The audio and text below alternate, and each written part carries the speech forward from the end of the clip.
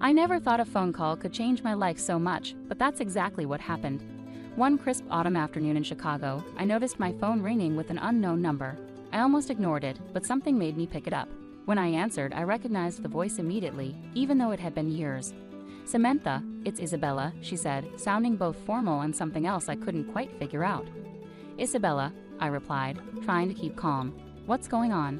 Isabella, my sister who I hadn't spoken to in years, was calling to tell me our grandmother had died. The news itself was shocking, but the way she said it made me feel like there was more to it. "I just wanted to let you know," she said with a hint of mockery. "I'm sure you're busy with your modest life." I could almost hear her smirking through the phone. Her words hurt, but I tried not to show it. "Thank you for telling me. I'll make plans to come." Her words not only hurt, but also brought back many memories. Growing up, Isabella was always the favorite. She had our father's approval and seemed to get everything easily. I, on the other hand, was often overlooked, no matter how hard I tried. Isabella and I hadn't spoken much in years. After she had stolen my fiancé, David, from me, I cut ties with her and the rest of my family. It wasn't just about the betrayal. It was about the unfair treatment I had always felt. David had been my fiancé, the love of my life, and we had plans together until Isabella, with her charm, got involved. David left me for her, and I was heartbroken. It wasn't just about losing him. It was a betrayal that left deep scars. Our family was always divided. Our father favored Isabella because she was like him. My mother, though caring, was often stuck in the middle. She tried to support me, but it was clear Isabella was the favorite. After the breakup, I chose a different path. I left my job as a school administrator to focus on raising my daughter, Lily. My husband, John, was a supportive tech executive who loved me for who I was. We had a cozy home in the suburbs and a life full of love. Lily, our 6-year-old daughter, loved drawing and even had a popular YouTube channel where she shared her artwork. Despite the happiness in my personal life, Isabella's call brought back a flood of old emotions. The idea of going back to the family home for the funeral made me nervous.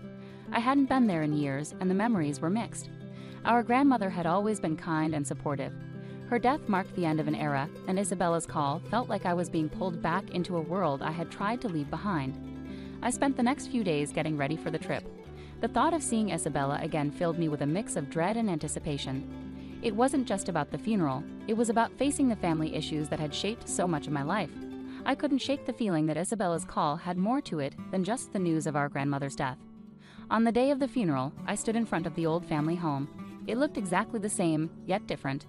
It was like the walls held the echoes of our childhood, the laughter, the fights, the dreams, and the disappointments. Inside, the atmosphere was heavy with grief and memories. I saw familiar faces, some sad and others with hidden motives. As I moved through the crowd, I saw Isabella, her eyes scanning the room with practiced indifference. She was surrounded by people who seemed to hang on her every word, her charm still strong. I watched her with unease. Despite the years and distance, it felt like we were still in the same old struggle. Isabella's presence was a stark reminder of the family dynamics that had always been part of my life. During the ceremony, as the eulogies were being delivered, Isabella managed to corner me. "Samantha," she said with a smile that didn't reach her eyes, "it's been a while." I forced a smile and replied, "Yes, it has. How have you been?" "Oh, you know," she replied, her voice dripping with fake sweetness. "Life has been interesting." I could sense the undertone in her words, the same old rivalry that had never really gone away. Looking at her, I realized this reunion wasn't just about mourning our grandmother. It was about facing the past, the betrayals, and the choices that shaped our lives. Little did I know this encounter would lead to revelations that would challenge everything I thought I knew about my sister and our family. The days leading up to the funeral were tense and filled with unresolved emotions. I tried to focus on my family, John, Lily, and our daily routines. But I couldn't ignore the upcoming reunion with Isabella and the family I had distanced myself from. The familiar, painful echoes of the past were all too real. On the day of the funeral, the air was thick with grief and unresolved emotions. The family home was filled with relatives and friends, all paying their respects. The house, with its worn charm, seemed to watch over us like an old friend holding secrets. The walls felt heavy with the weight of past arguments, laughter, and hidden truths. As I entered the living room, I felt Isabella's eyes on me, her presence as imposing as ever. Her polished exterior masked the deep-seated rivalry that had always existed between us. She soon approached me again, her smile more genuine but still carrying an edge. "I've been meaning to catch up," Isabella said, her voice curious. "It's been a while since we've had a chance to talk." I forced a smile, trying to keep my emotions in check. "Yes, it has. How have things been for you?" "Oh, you know," Isabella replied with a wave of her hand. "Busy, but good. I'm sure you've heard from the family about how things have been for me." I nodded, though I wasn't sure what she meant. The last I heard, Isabella was living a luxurious life in Los Angeles. The stories I heard painted a picture of success and perfection, but I knew better than to believe them completely. During the wake, Isabella flaunted her perceived success. She talked about her life in Los Angeles, her upscale lifestyle, and her supposed achievements. It was as though she was trying to outshine everyone to prove her life was better than mine. I watched her with a mix of curiosity and irritation. I knew beneath her confident facade was a tangled web of lies and manipulations. It was hard to ignore her mentions of David Parker, my former fiancé and now her ex-husband. Her casual references to him, her attempts to show she was unaffected by their failed marriage, felt like salt in an old wound. David had once been the center of my world. We had planned a future together until Isabella, with her charm, had stolen him away. The betrayal left me heartbroken and disillusioned. Seeing Isabella flaunt her life so casually was a painful reminder of the hurt I had tried to move past. I decided to confront Isabella about the past, hoping to find some closure. As the crowd began to thin out, I pulled her aside into a quiet corner of the house. "Isabella, can we talk?" I asked, trying to keep calm. She looked at me, narrowing her eyes a bit. "Of course. What's on your mind?" "I need to know why," I said, trying not to let my voice shake. "Why did you take David from me? What made you think you could do that?" Isabella's expression changed from fake cheerfulness to something colder and more calculating. "Samantha, it's not about taking anything. David and I had our own connection. You just didn't see it. You manipulated him," I said, my voice rising with emotion. "You knew how much I loved him." She shrugged like it didn't matter. "David made his own choices. You have to move on, Samantha. Life doesn't wait for anyone." Her dismissive attitude made me furious. "You never understood it, did you? It wasn't just about David. It was about how you always got everything while I struggled." Isabella's face hardened. "Don't blame me for your problems. We all have our battles. Maybe if you had been more assertive, things would have been different." Her words hurt, reopening old wounds. I wanted to lash out, but took a deep breath to stay composed. This isn't just about David. It's about our family and how things have always been against me. Before Isabella could respond, some distant relatives arrived, and I had to step away, leaving the confrontation unresolved. The rest of the evening was a blur of faces and condolences, but my mind was stuck on the past and the issues with Isabella. The next day, as the funeral ended, I felt both relieved and worried. The family problems were still there, and I knew there was more to uncover. Isabella's perfect life was starting to crack, and I was determined to find out the truth. I left the funeral with a heavy heart but a new sense of purpose. There was more to the story, and I was ready to face it. The confrontation had set the stage for deeper revelations, and I was ready to uncover the lies and deceptions that had shaped our lives. In the days after the funeral, everything felt strangely calm. I kept replaying my confrontation with Isabella, trying to make sense of it. The family issues were still unresolved. My mother's apology was nice, but it didn't fix the years of problems. John and Lily were my support during this tough time. They sensed my distress but chose to offer comfort rather than prying into my troubles. Lily, with her innocent curiosity, continued to pour her heart into her YouTube channel, sharing her drawings with the world. Her joy was a bright spot amidst the darkness. Soon, the next part of this story began. Isabella, always dramatic, took to social media to mock me. Her posts were sarcastic, showing herself as successful while implying my life was dull. It was frustrating to see her trying to belittle my happiness so publicly. That's when Lily's YouTube channel became a tool in this battle. After a particularly cruel post from Isabella, Lily and I decided to use her platform for more than just showcasing her drawings.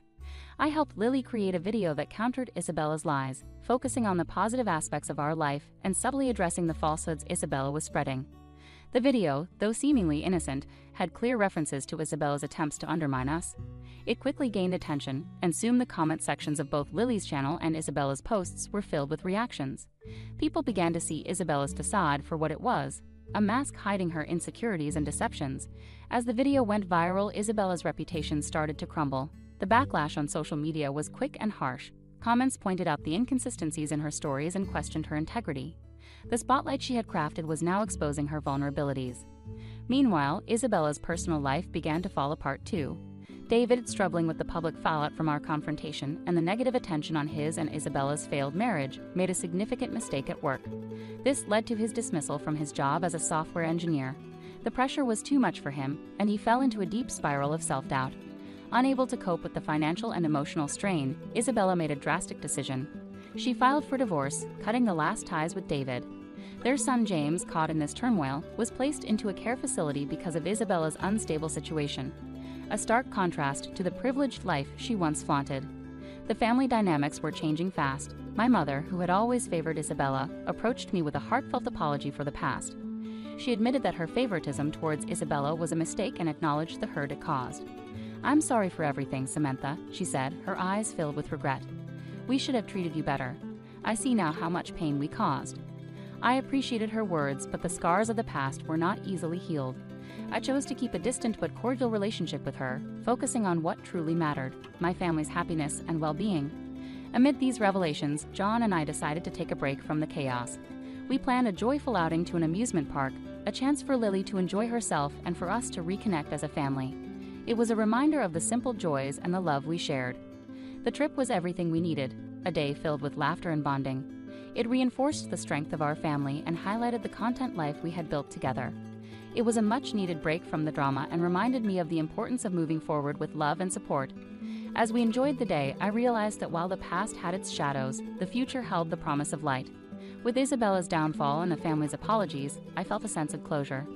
The journey was far from over, but for now, I could focus on cherishing the present and looking forward to a brighter future. The weeks after our trip to the amusement park brought a profound sense of calm. My life, once shaken by family discord, was finding its balance again. As I looked around at my little family, I realized how much we had grown through all the trials. Isabella's downfall was a hard lesson, but it was a reminder of the destructive power of envy and manipulation. Her failed attempts to belittle my life had only served to bring her own downfall into the spotlight. The divorce, the loss of her son to a care facility, and her diminishing reputation were harsh consequences of her choices. David, once a part of my life and now a figure of past regrets, faced his own challenges. His dismissal from his job left him struggling to find his footing. Yet, despite everything, I felt detached from him. My focus had shifted entirely to my own family and the life we had worked so hard to build. John and I continued to nurture our relationship, finding strength in each other. Our daughter, Lily, thrived in her creative endeavors. Her YouTube channel remained a beacon of joy and positivity, helping to distract from the negativity that had surrounded us. Watching her grow and flourish was a constant reminder of what really mattered. One day I received a letter from my mother. In it, she expressed her sorrow for the way things had unfolded and asked for forgiveness. Her apology was heartfelt, but I knew that mending our relationship would take time. I responded with kindness, acknowledging her regret while emphasizing the importance of moving forward. Our family dynamics had been permanently altered, but the experience had also brought clarity. My parents' favoritism towards Isabella and the subsequent fallout had taught me invaluable lessons about resilience and forgiveness. Healing from these wounds required more than just time. It required understanding and a willingness to let go of past grievances. In the quiet moments of reflection, I understood that the pain of the past had forged a stronger bond within my own family. John, Lily, and I were more connected than ever, and our shared experiences had deepened our appreciation for one another. We found solace in our daily routines and the small moments that brought us joy. As summer turned to fall, I began planning a new project, one that would honor the lessons learned and the family we had become. I started a community initiative focused on helping families navigate conflicts and build stronger relationships. It was a way to turn my experiences into something positive, offering support and guidance to others who might be facing similar challenges. Looking back, I saw how far we had come from those turbulent days. The confrontation at our grandmother's funeral, the subsequent revelations, and the social media battles had all led to a profound transformation. Isabella's story was a cautionary tale, but it was also a testament to my own resolve and the importance of moving forward with love. As I closed the final chapter of the story, I felt a sense of closure. The journey had been hard but also enlightening. The road ahead was filled with promise, and I was ready to embrace it with an open heart. In the end, it was the love of my family and the lessons learned that had guided me through. With John by my side, Lily's laughter brightening our days, and the community project taking shape, I knew that the future was ours to shape. As I looked forward, I carried with me the certainty that no matter what challenges lay ahead, our family's strength and unity would guide us through. Why are you, a total stranger, staying in our house for so long? My sister-in-law scolded me angrily. After losing my beloved husband, I continued living with my in-laws. Wasn't I allowed to be there? I never thought you were this kind of woman. Leave as soon as possible, she insisted. Even my usually kind mother-in-law began criticizing me harshly. If that's how it was, I'd leave on my own. These were the words screamed in my heart, but I suppressed them. I understand. I said while vowing revenge. My name is Gina, and I am 40 years old. I work as an elementary school teacher. My husband, James, also an elementary school teacher at a different school, was 42 that year. We were married for 12 years. We met at the first elementary school I worked at after graduating from college. James, 2 years my senior, was a reliable senior colleague who taught me various things about school life. Through work, we were drawn to each other and eventually got married. I loved children and became a teacher to spend time with them, but sadly, we didn't have any children. My father-in-law passed away in his 50s before we got married, and James lived with his mother until I joined the family. Thanks to the real estate and other assets inherited from my father-in-law, my mother-in-law was financially secure. However, since the beginning of our marriage, we had decided to pay $2,000 monthly to my in-laws. We had a dream we wanted to realize. Despite needing to save for it, we regularly transferred money to my in-laws for utilities, food, and a small rent out of a sense of duty. We continued to work as teachers, increasingly worried about the growing number of children not attending school. Our dream was to establish a learning center where such children could study comfortably. James's older sister, Mary, who is 3 years older than him, is married and lives in another state.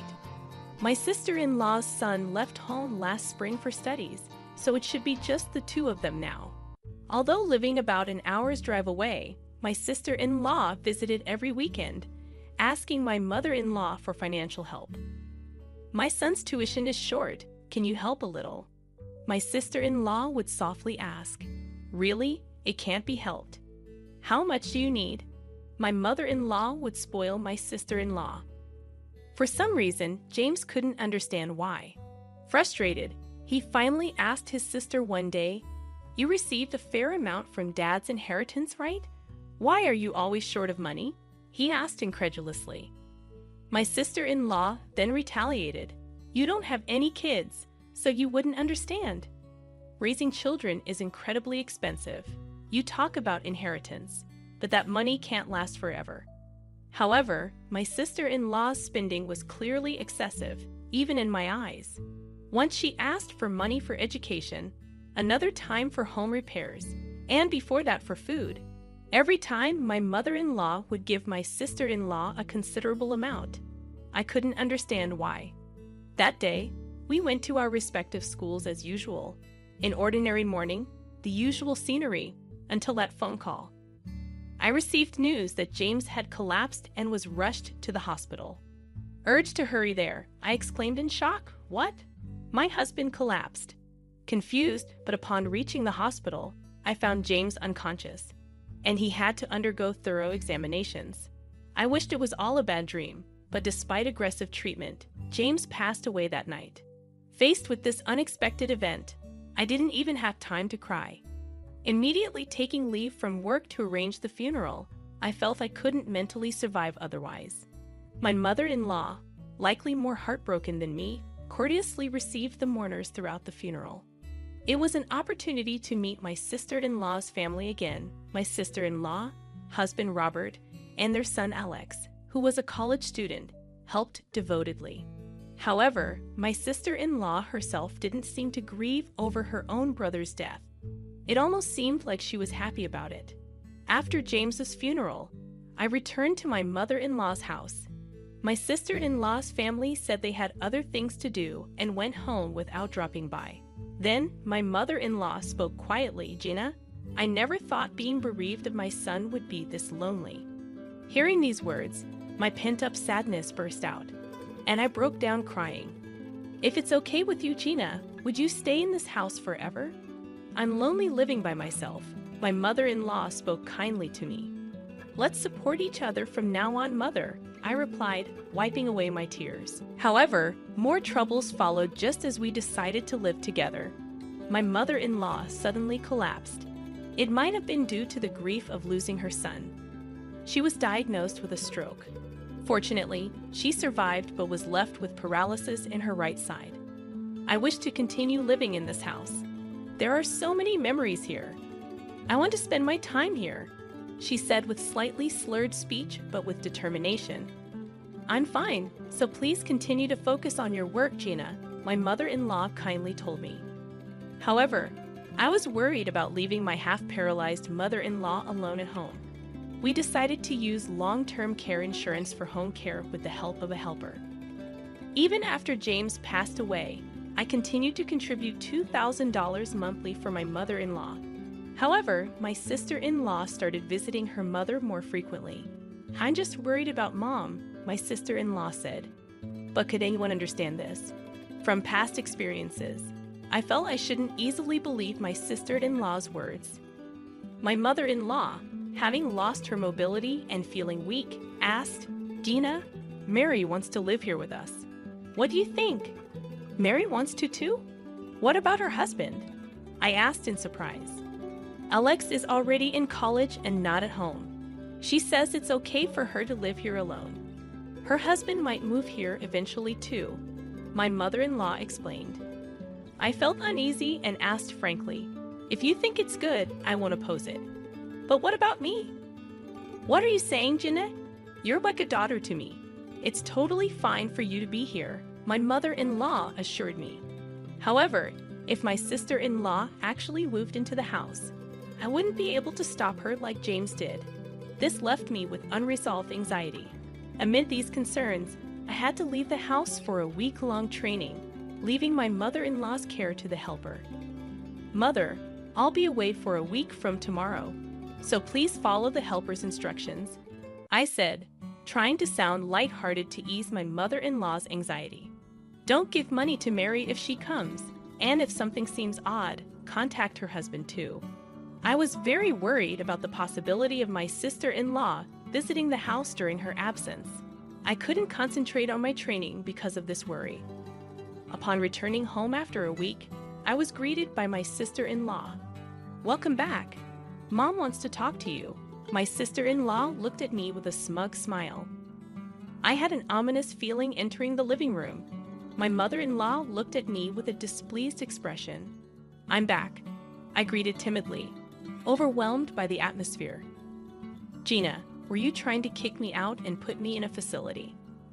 My mother-in-law suddenly accused me with anger. Confused by the situation, my sister-in-law chimed in, "Hey, Gina, remember what you said before? You said, 'I want to put Mom in a facility. It's too much to handle her, didn't you?'" She continued as if I had said such a thing. "It's okay, since you're a stranger anyway. I'll take care of Mom from now on. So you don't need to be here anymore," my sister-in-law said to me with a deliberately harsh face. My mother-in-law also showed her anger, screaming at me with a fierce look. "I can't believe it. You're a nuisance. Just leave quickly." "Understood. I will leave." With no strength to argue back, I held back my tears and started packing my belongings, leaving behind the items filled with memories of James. I took only the essentials and left the house. "Thank you for everything," I said at the entrance, to which my sister-in-law, eager to drive me out, said, "You're still here? Leave quickly." A mix of sadness and frustration greatly disturbed my heart. Being driven out of the house, I returned to my parents' home without notice. "What happened, Gina? What's with the luggage?" My mother couldn't hide her surprise at my sudden return. "Sorry for the suddenness, but right now, I don't want to talk about it. I'll go to work from here, so please leave me alone for a while." The room I used to occupy at my parents' house was now empty. I laid down the luggage on the floor and gazed at the ceiling, letting my thoughts wander. What did my sister-in-law plan to do with her own family? My mother-in-law had mentioned that Robert might eventually move in with her, but I never sensed such intentions from my sister-in-law. I wanted to think it was none of my business anymore, but I couldn't stay silent when I thought of my mother-in-law. Then, I remembered something. The day before James collapsed, he tried to tell me something and was about to hand me an envelope, but he was called away by his mother, and I never got to hear about the envelope from him. What could be inside it? Could it be a will? I was worried. Hesitantly, I opened the envelope and checked its contents. Seeing what was inside the envelope, I was astonished. The next day, I left for work from my parents' house, reported my training to the principal, returned to my duties, and ended the day as if nothing had happened. "Excuse me, I'm leaving now," I said as I prepared to leave. And a colleague said to me, "You must be tired from the training. It must have been tough losing your husband. Don't overdo it." However, the reason I was in a hurry to get home wasn't due to fatigue or the sorrow of James' death. I needed to contact Robert and ask about the situation with my sister-in-law. Considering it might turn into a serious conversation, I was hesitant to use my personal phone in a public place where anyone could overhear. On my way home, I sent an email to Robert expressing my desire to talk to him in person. "I have something to talk about regarding my wife too," Robert replied immediately. When I got home, I locked myself in my room and called Robert. He seemed to have been waiting for my call and responded immediately. "Gina, I'm glad. I was just about to contact you." Robert started with a relieved voice. I told him about Mary staying at her mother's house and went on to explain that she was making false claims. "Oh, you are?" my mother said, surprised at Robert's sudden appearance. "Yes, he's the husband of my late husband's sister." "Mom, you've met him before, haven't you?" I explained. My mother couldn't immediately recall who he was, but eventually remembered. "Yes, I've seen him before." Seeing my mother's realization and joy, I explained, "Actually, I wanted to consult him about my husband's family matters." After leading Robert to the living room and briefly exchanging greetings, I took out an envelope. "I want you to see this." The envelope contained several photos and a report. As I spread the photos and the report in front of Robert, he exclaimed in surprise, "What is this?" The photos showed my sister-in-law with a young man enjoying herself at a nightclub and heading to a hotel. The report from a detective agency detailed evidence of my sister-in-law's expenses. James entrusted this to me before he passed away, and since he died before we could discuss it, I only recently looked at it. I explained the situation to Robert. James had suspected his sister of reckless spending and had secretly commissioned an investigation intending to discuss the results with me, but he passed away before he could. Robert trembled with anger at the photos. I thought she was frequently leaving the house, but to think she was doing this. With a sigh full of indignation, Robert said, "Gina, can you come with me right now? This situation can't be ignored." I had intended to do so from the start and nodded immediately. 30 minutes later, we arrived at my mother-in-law's house and rang the doorbell. "It's Gina." "I've come as promised," I said, and soon heard my sister-in-law's annoyed voice. "How long do you plan to make me wait?" The sound of unlocking the door came, and the door opened. "Come in," my sister-in-law greeted us. But upon seeing Robert, she tried to close the door.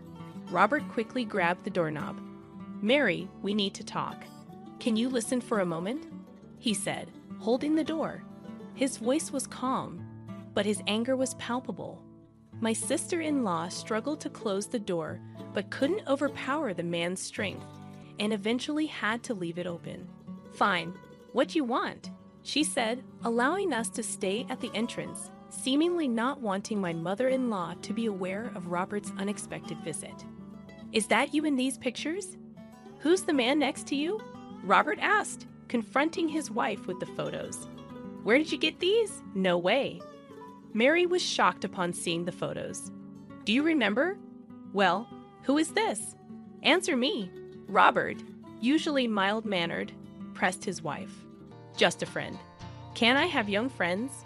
My sister-in-law retorted, defensively. "Don't lie. I know everything." Robert yelled at her. "Why? Who told you?" Realizing my sister-in-law could no longer continue her lies, she looked defeated. "Your late brother James was concerned about your spending and had it investigated." Robert calmly revealed the truth. "You demanded money from your mother and squandered it all on a nightclub. I'm aware of the entire situation." Robert continued, trying to contain his anger. "It's hard enough to pay for Alex's tuition, and you exhaust our living expenses and still dare to ask for more money. What a comfortable life, huh?" He continued, his voice filled with rage. His anger did not subside. "That's enough. I don't care if you leave us. We're getting a divorce," he coldly declared to her. "What?" My sister-in-law muttered in shock. "Didn't you hear me? We're getting a divorce. I'll send the divorce papers later. Fill them out and send them back," Robert stated bluntly. At those words, my sister-in-law collapsed onto a seat. Later, my sister-in-law and Robert proceeded with the divorce through a lawyer and ultimately finalized it.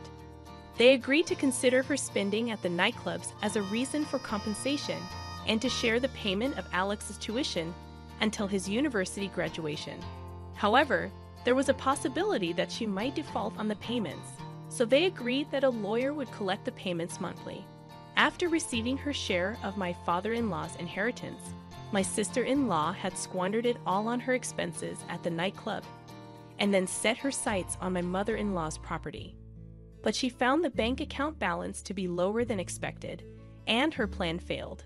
In fact, it seemed that the money James and I had been giving my mother-in-law was used for living expenses and given to my sister-in-law as she demanded, leaving almost no savings behind. My in-laws' house belonged to my mother-in-law, and there was probably no more money left to give to my sister-in-law unless the house was sold. I learned from the caregiver that my sister-in-law, realizing her failure, had abandoned my mother-in-law and left. Meanwhile, my mother-in-law continued to live a modest life alone with the help of the caregiver. "Mommy." I heard my daughter's voice, sounding surprised and worried. I tried hard to stay awake, but I couldn't, and I fell unconscious right in front of her. When I woke up, I was in a hospital bed. My daughter was holding my hand tightly, not wanting to leave me alone. I felt bad for scaring her. I was about to say sorry when she spoke first. "Mommy, the baby in your tummy says they don't want Daddy to erase them."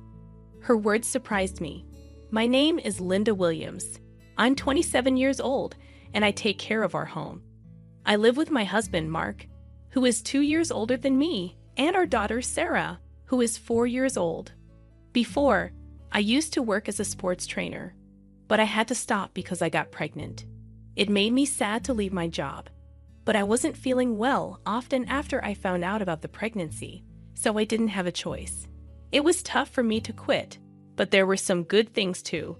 Before that, Mark didn't really help out much with chores or taking care of Sarah, but he started doing more to help me out. Even though I was worried about my health, I was happy to see Mark changing. I thought things would be okay. "Mommy, wake up. It's morning." I woke up to Sarah's voice, and it was already 7 a.m. Sarah's daycare bus comes at 7:30 a.m., so I got up quickly. "Oh no, Sarah, we have to get ready fast. What happened? We slept too late. If we don't hurry, we'll miss the bus." While brushing my teeth, I worried that Sarah might get confused. When I left the room, I realized I hadn't seen Mark anywhere. He usually leaves by 7:15 a.m., so he should still be at home. Maybe he's downstairs having breakfast. I felt a bit annoyed that he didn't check on us, but I headed for the stairs. Then it happened. I slipped, and for a moment, I felt like I was flying through the air. I'm going to fall. I reached out instinctively and grabbed onto the handrail, stopping myself from tumbling down the stairs. Phew, that was close. I immediately put my hand on my stomach, but I didn't hit it, and it didn't hurt. Just as I let out a sigh of relief, Sarah, looking worried, rushed over. "Mommy, are you okay?" "I'm fine, honey. Sorry for scaring you."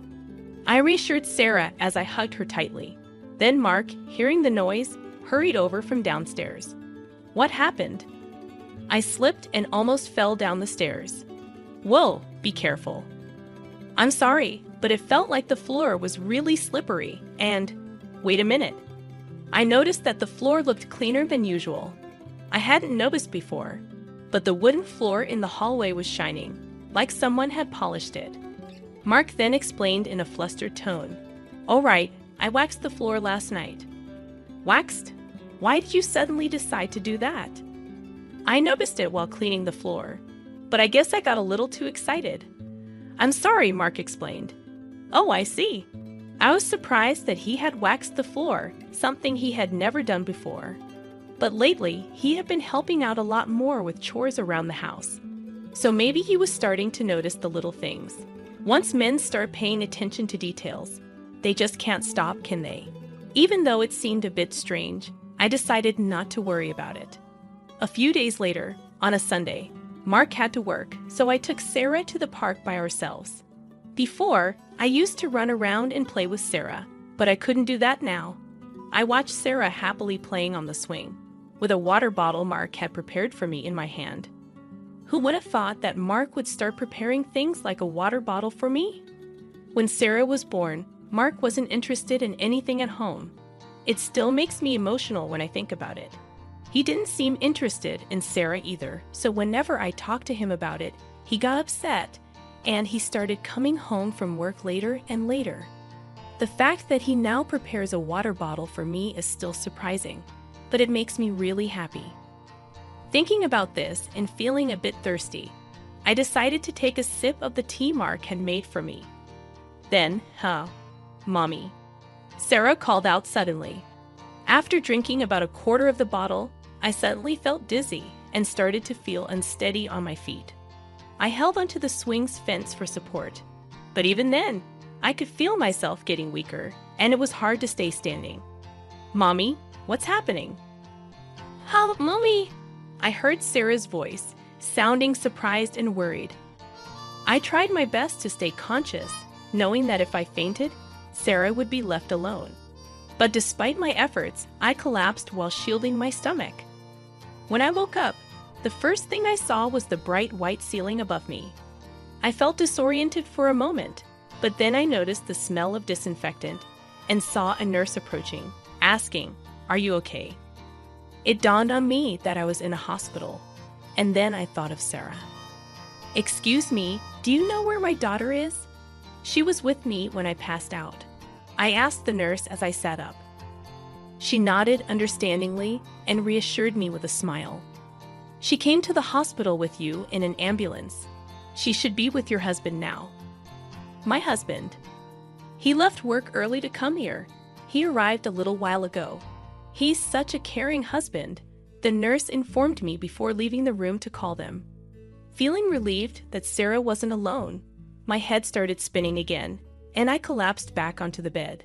Why did I faint when there were no issues during my previous prenatal checkups? Was it because I moved around too much, or did I eat something bad?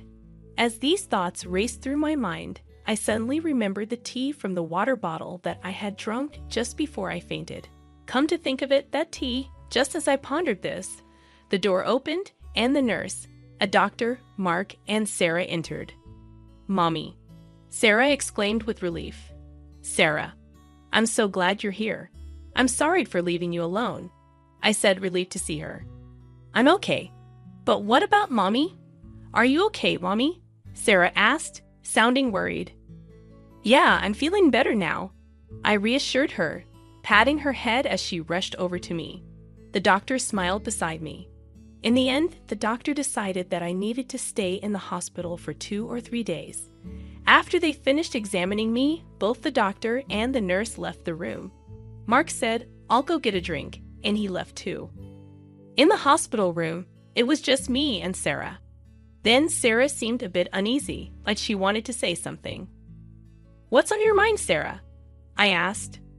"Mommy, can you promise not to tell Daddy a secret?" Sure, but why?" I was curious, but I agreed, and Sarah leaned in closer to me with a serious expression. "The baby says they don't want Daddy to make them disappear." Huh? I was momentarily stunned, unable to comprehend what Sarah was trying to say. Sarah then looked a bit frustrated and spoke louder. "The baby says Daddy's being mean, and the tea in the water bottle." Her words caught me off guard. I had also noticed an odd bitterness in the tea from the water bottle. When I drank it, I thought maybe Mark had bought a different kind of tea, so I didn't think much of it at the time. But now, thinking back, I felt a wave of dizziness right after drinking that tea. A small part of me wondered if there was a connection to my fainting spell. "But what does it mean?" the baby is saying. "Hey, Sarah. Sorry I took so long. The cafeteria was busy." Mark interrupted as he walked back into the room. I was so surprised by his sudden appearance that I couldn't bring myself to ask Sarah further about what she meant. Sarah seemed uncomfortable and buried her face in the bed. Is everything okay? Mark asked, noticing the tension in the room. Nah, it's nothing, I replied, trying to brush off the tension. Well, whatever. I'm heading home for today. I have work tomorrow. Just rest up, okay? Mark said as he took Sarah's hand and left. Sarah hesitated for a moment before following him. Let's go home with Daddy today. Mommy is staying at the hospital, Sarah said as they left. Ah, okay, I replied, feeling uneasy as they walked out. I couldn't shake off the worry about Sarah, but there wasn't much I could do at the moment. I just had to focus on getting discharged as soon as possible and settled back into bed. But Sarah's unsettling words lingered in my mind, making it hard to sleep. 3 days later, I was discharged from the hospital while my husband was at work, so my friend Kimberly came to pick me up. Kimberly was a friend from the gym where I used to work, and she had been looking after me since I had to quit due to my health condition. I was shocked to hear you fainted, but you seem to be doing much better than I thought. I've been sleeping so well in the hospital that I feel much better. I'm glad. I was worried because you're pregnant, Kimberly said as we talked in the car on our way home. As we chatted, I couldn't shake off a feeling of unease. I had been feeling tired and foggy-headed lately, but surprisingly, I started feeling better after just a few days in the hospital. It struck me that the only significant change during that time was that I had been taking a break from household chores and childcare, and I had been eating balanced meals in the hospital. And then it hit me. So that means I didn't eat Mark's cooking yesterday. I recalled several odd occurrences since Mark had taken over the housework. Besides almost slipping on the freshly waxed floor, there were other incidents that bothered me. Things would be placed in unusual spots, causing me to trip. Once I was told the shower was ready, that there was no hot water, only cold water. It happened often, especially during winter, which made me rush to the hospital out of concern for the baby. Thankfully, everything was fine, but it was incredibly stressful. I had initially dismissed these incidents as simple mistakes caused by Mark's lack of experience with housework. But upon reflecting on them now, each one seemed like it could have serious consequences if one wrong step was taken. Linda, we're here? Kimberly's voice interrupted my thoughts. Oh yeah. I realized we had arrived at the house. Seeing my quiet demeanor, Kimberly looked at me with concern. If you're not feeling well, you should let me know, okay? Yeah, I will. Thanks. You should rest for today at least. I'll go pick up Sarah, okay? Thank you, I really appreciate it, I said as we got out of the car together. I made a mental note to have a proper conversation with Sarah once she returned in the evening. When Sarah came home with Kimberly, she even brought some deli food for dinner and told me to call her if anything happened before leaving. She was like a superhero, and I couldn't help but feel grateful. As we ate dinner with the deli food Kimberly had brought, I felt surprisingly well, so I decided to talk to Sarah again. Can we discuss what happened the other day? I asked, and Sarah nodded seriously. Sure, Mommy. What do you want to talk about? She asked. Do you think you could talk to the baby in my belly, Sarah? Yes, Sarah nodded firmly. Her sincerity was evident, and I couldn't help but believe her. Then can you tell me again what the baby is saying? I asked. Well, the baby is scared of Daddy, Sarah began, her voice serious. Daddy is trying to hurt us on purpose and separate Mommy and the baby, so the baby is holding onto Mommy as tightly as possible. I was speechless at Sarah's words. Though her explanation was simple, it connected all the strange occurrences, and I couldn't shake the feeling that they were deliberate attempts to harm the baby. The realization sent shivers down my spine. Mommy, what's wrong? Are you in pain? Sarah asked, tears welling up in her eyes, clearly worried about me. Sarah, I'm sorry, I'm okay. I reassured her, hugging her tightly as I wiped away her tears. In that moment, I made a silent vow to myself. I needed concrete evidence or no one would believe what was happening. The next day, after watching my husband leave for work, I retrieved a baby monitor from the back of the closet. It was something we used when Sarah was a baby. If this revealed what I feared, it would be terrifying. But if it showed nothing, that would be a relief too. With a glimmer of hope, I hid the camera behind a houseplant. A few days later, I mustered the courage to check the footage. What I saw was beyond anything I could have imagined. It shattered the small hope I held onto. And in that moment, I made a decision. I wouldn't let this go unpunished. A week or so passed since I saw the footage. Earlier in the day, I had left Sarah at my parents' house. Now, I had tidied up the entire house and prepared a perfect dinner before Mark came home. Mark finally arrived and was surprised to see the elaborate meal set on the table. "What's going on? I could have made dinner." "I can't let you do anything dangerous anymore," I said firmly. "Huh? What do you mean?" Mark asked, a hint of caution in his eyes. "I mean exactly what I said. What have you been feeding your pregnant wife all this time? I don't understand it at all." "My health has improved significantly since I stopped eating your cooking for the past week," I explained, my tone serious. Mark seemed slightly shaken by my words. As I continued to speak, I noticed his expression shifting. "I've been pretending to eat your cooking and throwing it away," I confessed. Mark's eyes widened in surprise. Meanwhile, as I investigated around the house, I noticed that the non-slip pad under the rug was missing, and the anti-tip device on the bookshelf next to the bed had been removed. It sent shivers down my spine. These actions weren't just aimed at our baby. They implied that I was also a target. When I glanced at Mark, I noticed his mouth twitching as he attempted to force a smile. Suddenly, I recalled instances when body wash had spilled on the bathroom floor after a shower and items had fallen from shelves. If I had slipped and hit my stomach during any of those incidents, it could have been disastrous. Those were just coincidences, right? Maybe I just made a little mistake, I mused aloud. I thought so too, until I saw this. I thrust my phone in front of his face and played the footage recorded on the baby monitor. In the video, Mark was clearly heard speaking on the phone. "I understand, but it's not going as planned. It's surprisingly difficult to make someone disappear in an accident. Well, 2 people. It would be best if the baby in the belly could disappear too." Mark's voice echoed from the video. The words sent chills down my spine, no matter how many times I heard them. As I watched Mark, I noticed him trembling slightly and remaining silent. Despite my wariness, I continued to speak. "The person on the phone is a woman, isn't it? You're discussing doing terrible things once I'm gone, things too disgusting to even mention. How dare you spy on me like this? I'll sue you. Do you even understand what you've done?" "Just shut up.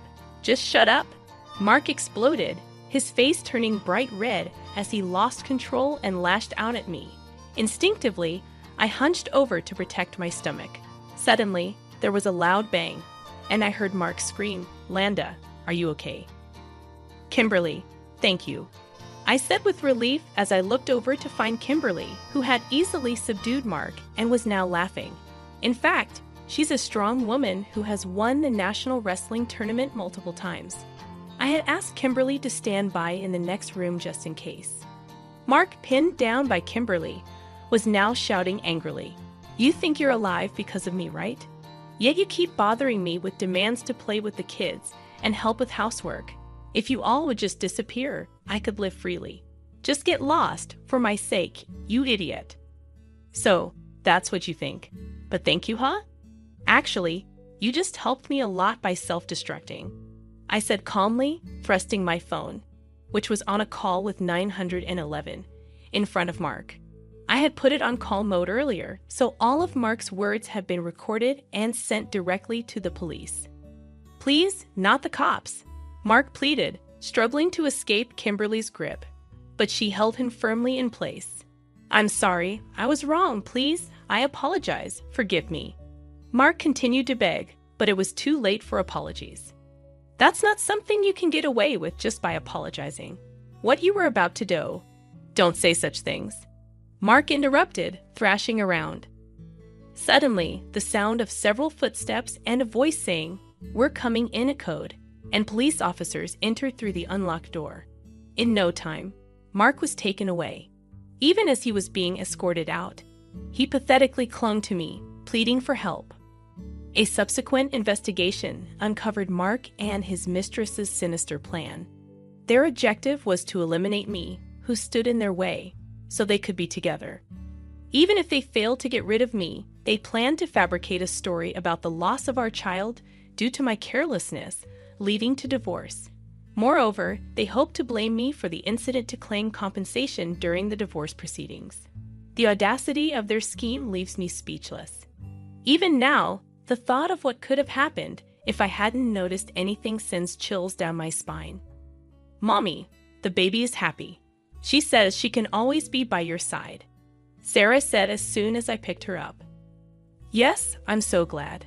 It's all thanks to you, I said, thanking my daughter from the bottom of my heart as tears of relief flowed. Mommy, why are you crying? The baby is looking forward to meeting you. I'm also very excited, Sarah said, noticing my tears. A month after Mark's arrest, our divorce was finalized. A few months later, with Matt by my side, I gave birth to a healthy baby girl. Sarah was overjoyed to meet her little sister and has since become a very